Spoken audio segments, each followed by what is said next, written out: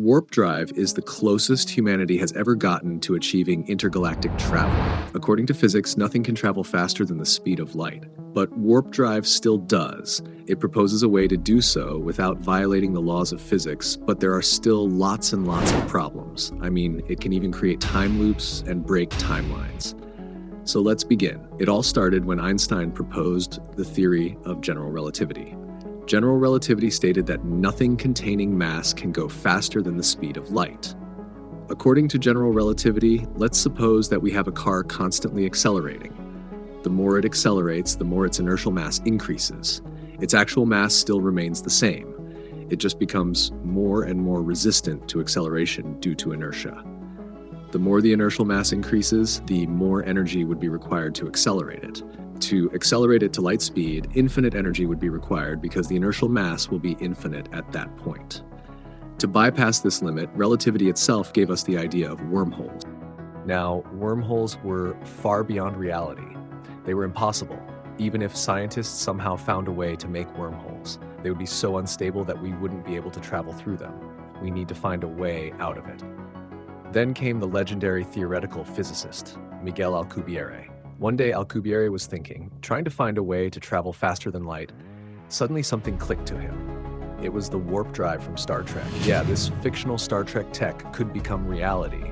He did some calculations and found out that it was actually possible to make warp drive a reality. Soon, he posted his research paper, which made his way to becoming world famous. It included all the calculations and concepts he had in consideration.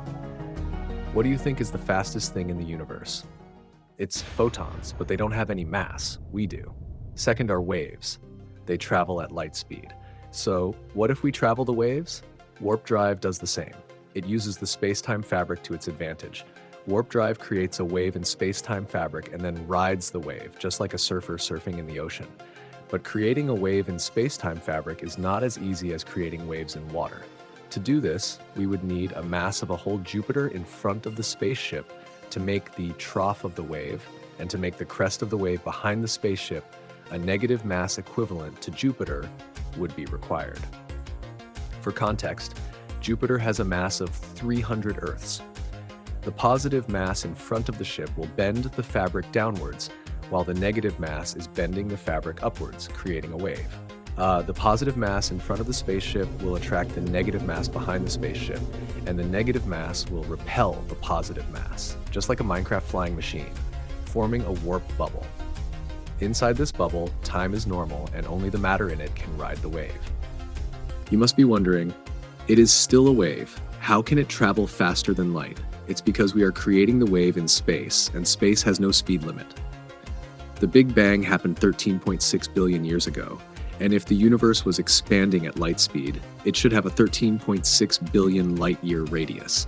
But surprisingly, it's about 46.3 billion light-years, which proves that the universal speed limit does not apply to space. This opens the way to superluminal travel speeds. The concept of warp drive is simple and theoretically proved, but there still are a lot of complexities in it. That's all for today. Remember, every ending is a new beginning.